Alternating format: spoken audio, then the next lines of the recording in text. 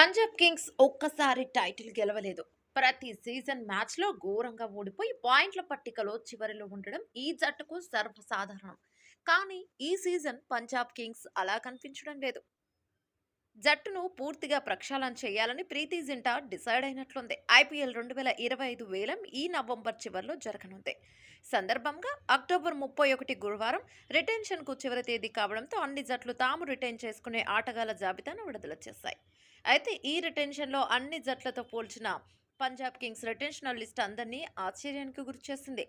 కేవలం ఇద్దరు ఆటగాళ్లను మాత్రమే అట్టిపెట్టుకోవడం అందరినీ షాక్ గురి చేసింది. ఆ రిటైన్ చేసుకున్న వాళ్ళు కూడా అన్క్యాప్డ్ ప్లేయర్లే కావడం విశేషం. దీంతో ఆ జట్టు వద్దే ఎక్కువ పర్స్ ఉంది.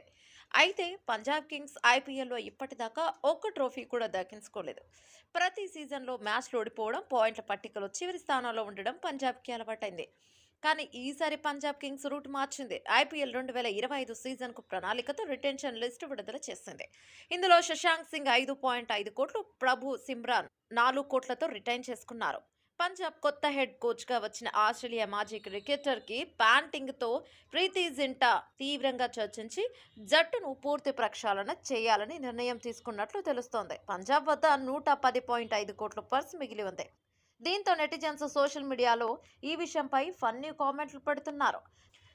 సరదాకే ఆమె అందరినీ కొనేద్దామని చూస్తుంది. అయితే ఈసారి కోచ్ను కూడా మార్చేస్తుంది.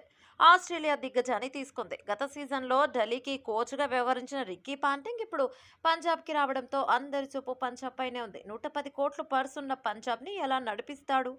ప్లేయింగ్ 11ను ఎలా సిద్ధం చేస్తాడు? కెప్టెన్గా ఎవరిని తీసుకుంటాడని ఉత్కంఠగా ఉన్నారు. పంత్ అంటే ఎంత ఇష్టం అనేది చాలాసార్లు పంచుకున్నాడు ప్యాంటింగ్. ఇక ఇప్పుడు పంత్ని పంజాబ్ కెప్టెన్ చేయాలని చూస్తున్నారు. సమాచారం అయితే ప్యాంట్ కోసం ఆక్షన్లో ఒక యుద్ధం జరగనుంది అని ప్రత్యేకంగా చెప్పనవసరం లేదు. పంత్ కోసం ఆర్సీబీ కూడా గట్టి పోటీ ఇవ్వడానికి సిద్ధంగా ఉంది. అయితే ఈ పోరులో పంత్ రికార్డు స్థాయిలో అమ్ముడుపోతాడు అని తెలుస్తోంది. టీమిండియాకు ఆడే ప్లేయర్స్ తీసుకోవాలి అని ప్లాన్ చేస్తున్నట్టు సమాచారం. చూడాలి మరి ఈసారైనా పంజాబ్ తలరాత మారుతుందో లేదో.